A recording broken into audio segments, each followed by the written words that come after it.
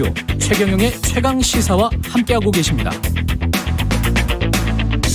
예, 대선 6개월 남짓 남았습니다. 여야 대선 경선 열기도 뜨겁고요. 대선 경선 후보들의 지지율 추이 판도가 약간씩 변하고 있는데 한국사회여론연구소의 이강윤 소장 나와 계십니다. 안녕하십니까? 안녕하십니까? 예, 반갑습니다. 예. 소장님, 일단 어제 더불어민주당 정세균 전 총리가 사퇴를 했습니다. 중도. 예. 4위인데 이제 추미애 후보에게 뒤집힌 거잖아요. 강원에서. 그랬죠. 예. 어떻게 보세요? 그럴 수밖에 없었던 겁니까? 예, 뭐 많은 고민을 하셨겠죠. 예. 첫 질문 그리고 아침부터 야박한 말씀을 정세균 전 후보께는 드리게 돼서 조금 미안스럽지만 예. 지지율이 4%로 본인이나 캠프도 그랬을 것이고 그를 지켜보는 국민들 중에도 뭐 워낙 경력이 화려하고 그렇죠. 그러니까 그렇죠. 총리까지 하신 분이니까. 네, 예. 왜 이렇게 안 나올까 그런 생각들을 많이 하셨을 거예요. 그래서 결정을 내렸는데 지지율이 4% 정도였기 때문에 예. 사퇴의 충격 또는 그 지지율이 어디로 가느냐 예. 이건 그렇게 큰 문제는 아닐 것 같습니다. 아, 그래요? 점유하고 있던 게 매우 적었기 때문에 예. 그의 비중이나 지명도 같은 걸로 보면 그래 그랬어. 하지만 남은 경선 일정이나 다른 후보들 간의 경쟁 구도에서 정세균을 향했던 표가 그럼 어디로 실려서 어떻게 힘이 쏠리느냐 그거는 그렇게 크지는 않지 않느냐 이런 생각이 듭니다. 지역적으로 보면 전라 남북도 광주가 남아있는 상황에서 중도 사퇴를 했단 말이죠. 그렇죠.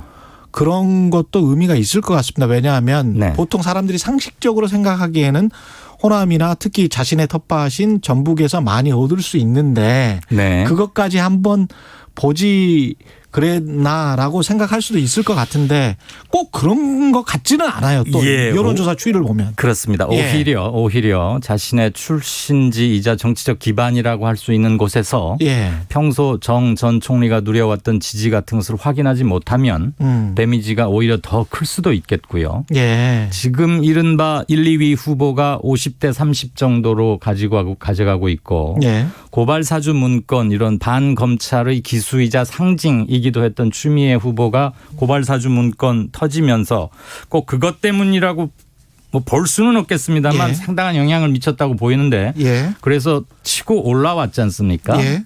64만 명이 참여한 경선 시민 여론에서 크게 두 자릿수를 확보했단 말이에요. 그래서 3위인 추미애 예비 후보보다도 큰 폭으로 뒤지니까 정세균 후보로서는 여러모로 핀치에 몰렸고 자신의 남은 정치 일정 또는 뭐 인생 이런 게 얼마나 모르겠습니다만 예. 여러 가지를 감안할 때는 베스트 초이스가 아니었을까 이 시점에서 중도 사태가. 네, 굳이 호남을 보지 않고도 말이죠. 예. 그런 점으로 읽어주는 게 더 좋지 않을까 싶습니다. 민주당 경선 후보들 같은 경우는 이재명이 지금 압도적 선두고 추미애가 3위로 약진을 했고요. 네. 이낙연 후보 같은 경우는 역전의 기회가 아직 남아 있습니까? 어떻게 보십니까? 말씀 잘 드려야 되죠.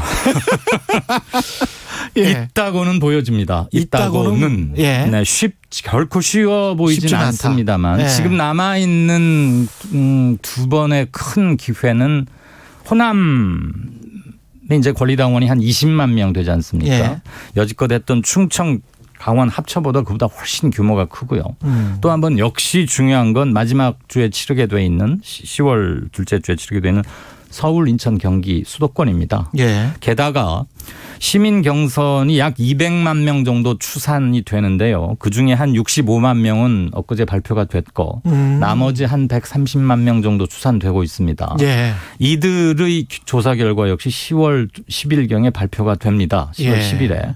그 두 가지 가장 숫자적으로도 크고 상징성으로도 크고 전국 단위 큰 선거의 승부의 향배를 판가름 짓는 수도권 예. 그게 남아있기 때문에. 그리고 예. 호남 지역의 정치적 선택이 전국 여타 지역의 정치적 의미로 발신하는 기능이 있어 왔지 않습니까? 예. 흔히들 뭐 호남의 전략적 투표다 이런 말을 하는데요. 그것 때문에 이 두 가지가 남아있고 숫자적으로도 아직 반 훨씬 이상이 남아있습니다. 숫자적으로는 지금 한 4분의 1 정도는 그렇죠. 반 훨씬 이상이 남아있기 때문에. 그러네요. 4분의 3 정도가 남아있기 때문에. 역전의 가능성이 없는 것은 아닙니다만 예. 어느 지역을 돌려보든 여론조사를 하든 뭐 저희 기관 거든 타 기관 거든 그렇고 추세를 봐도 이재명 현 경기지사가 50% 육박하거나 50%를 조금씩 넘기는 것은 꾸준히 발견되는 추세다. 예.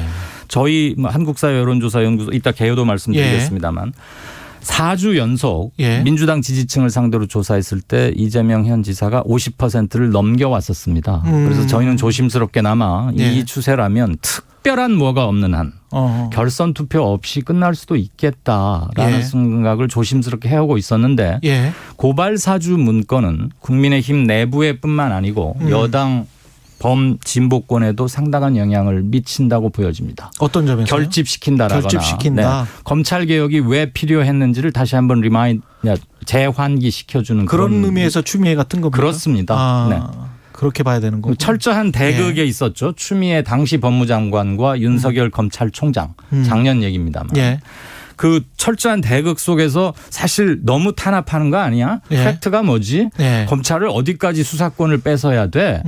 조금 더 올라가면 조국 사태도 있을 수 있겠고요. 예. 그런 점에서 진영별로 보는 관점이 좀 달랐는데 예. 이번에 터져 나온 문건은 이른바 어느 진영에서도 뭐라고 하기 힘든 뭐 빼박 예. 팩트 이런 말 하나요? 예. 적어도 뭐 손준성 보냄이라는 것은 누구도 그건 조작된 게 아니라고 공수처도 확인을 해주었고 말이죠. 그렇죠. 그래서 앞으로 좀 더 사실관계가 수사나 조사를 통해서 규명은 되어 가겠습니다만 현재까지 드러난 걸로 봤을 때는 국민의힘 그리고 당시 작년 시점으로 예. 돌아가면 당시 윤석열 검찰총장을 위시한 핵심 라인에서 뭔가 있었던 것까지는 맞는 것 같다. 이 정황만으로도 예. 대단히 불리한 거고 이건 만약에 이게 사실로 보기에. 드러난다면 예. 이건 농단이라는 표현이 그렇죠. 지나친 예. 게 아니지 않게 되겠습니까? 상대적으로 수혜를 입고 있는 쪽은 지금 홍준표 후보입니다. 네. 국민의힘 이야기를 좀 해보죠. 네네. 그렇죠. 예. 어떻습니까? 국민의힘 같은 경우는 홍준표, 윤석열에서 홍준표 후보가 지금 골든클로스가 된 겁니까? 제비 한 마리 가지고 봄을 말씀드리기는 조금 그런데요. 예. 지금 홍준표 예비 후보가 6주째 연속 상승을 보였습니다. 아, 6주째 연속 상승이군요. 이번 대선 토너먼트이 시작되고서 어느 한 특정 후보가 한 번의 부침이 없이 예. 이렇게 등락 없이 6주 연속을 가파르게 오로지 우상향 그래프를 그린 것은 사실상 홍준표 후보가 유일합니다. 아, 그렇군요. 네, 그 6주 동안 무슨 일이 벌어졌냐면 예. 범보수권 내에서만 보자면 홍준표 예비 후보의 지지율은 15%포인트가 상승했습니다. 한 번도 쉬지 않고. 예. 주가 그래프를 상상하시면 되겠는데요. 예. 어느 한 종목이 그냥 계속 오른 거예요. 6주 연속. 그런데 그 기간 동안에 윤석열 예비 후보는 제자리 걸음입니다. 제자리 걸음. 네. 저희 걸 통계로 말씀드리면 7주 전에 비해서 정확히 0.1%포인트 올랐습니다. 0.1%. 하락은 안 했군요. 예. 그래서 그것도 제가 정말 어떻게 보면 대단한 거예요. 예. 버티고 있다는 것도. 그 많은 말실수와 예. 논란과 예. 뭐 여러 가지 문제가 제기됐었지 않습니까? 예. 그럼에도 불구하고 제자리였다는 것에 놀라시는 거가 맞다고 보여집니다. 예. 어쨌거나 6주 동안 윤석열 예비 후보는 아무런 소득 없이 겨우겨우 횡보로 지켜내고 있는 상황에서 예. 홍준표 예비가 15%포인트 올랐다는 얘기는 홍 예비 후보를 좋아하는 몇십만 명이 갑자기 한국으로 이민 왔을 리는 없고요. 그렇죠. 그렇지 않습니까? 예. 그럼 그 15%포인트는 어디서 왔을까? 어디입니까? 중도가 그렇다고 크게 많이 빠진 것도 아닙니다. 윤석열 예비 후보가 그 전에 보였던 자기 지지율의 정점 예. 천장에서 보면은 약 10%포인트가 빠져 있습니다. 그러니까 윤석열 예비 후보는 그 전이 자기의 피크였어요. 예. 그리고 지금 이제 제가 7주 전을 말씀드리는 거는 홍 예비 후보가 6주를 계속 치고 왔기 때문에 그렇죠. 그럼 7주 전으로 한번 그것과 가보자는 대비해서. 것이고 네. 예. 7주 전 시점에 비하면은 윤석열 예비 후보는 횡보지만 예. 그 이전에는 윤 예비 후보가 한 단계 위였죠. 거의 압도적이었잖아요. 네, 거기서 윤 예비 후보는 11%포인트가 빠진 상태로 7주 전에 도달했습니다. 예. 그리고 윤석열 총장은 쭉 횡보를 하고 있고 그 시점부터 홍 예비 후보는 치고 달리기 시작해서 15%가 올라온 거예요. 예. 즉 윤석열 예비 후보가 정점에서 보여줬던 자기 지지율에서 상당히 10%포인트가량 빠졌던 게 홍 예비 후보에게 같다고 보시는 게 숫자가 말해주는 팩트라고 보입니다. 이게 세대나 어떤 지역적 특성이 있습니까? 있습니다. 20대, 30대에서 특히 홍 예비 후보가 높고요. 예. 그건 뭐 20대, 30대에서는 약 2배 더블 스코어 차이로 윤 예비 후보다 높습니다. 예. 그리고 60대 이상에서는 유일하게 우위를 점하고 있습니다. 윤석열 예비 후보가. 60대 이상에서. 네네. 그리고 예. 지역적으로 보면 한 가지 특이한 게 예.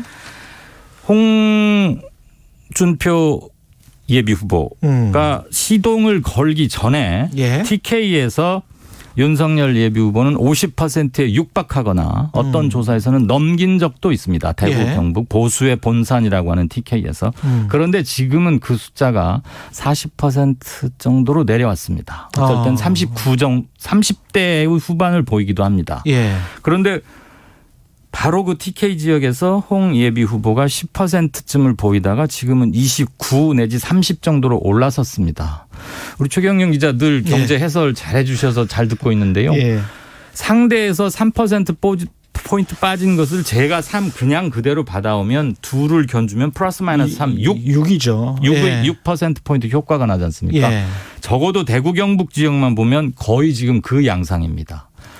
윤석열 전 총장이 대구 경북에서 누리고 있다가 잃는 것의 한 7, 80%는 홍 예비 후보가 예. 나머지 20, 30% 정도는 유승민 후보가 나눠 갖고 있습니다. 예. 다른 후보들에게는 잘 가지 않습니다. 예. 즉 TK 민심은 윤석열에서 물음표를 찍기 시작하면서 이거 좀 달리 생각해 봐야 되는 거 아니야? 다른 사람을 찾아볼까? 그러면서 고개를 돌리기 시작한 거에 대부분은 홍준표에게 갔고 그중에서 조금은 유승민 후보에게도 갔다. 그래서 유승민 후보는 지지율이 별로 생각보다는 네. 그러네요. 그리고 정치도 오래 했고 비교적 지명도도 있고 예. 지난 대선에도 출마했음에도 불구하고 조금 올라가는 폭은 홍준표 예비 후보에 비하면 훨씬 적죠.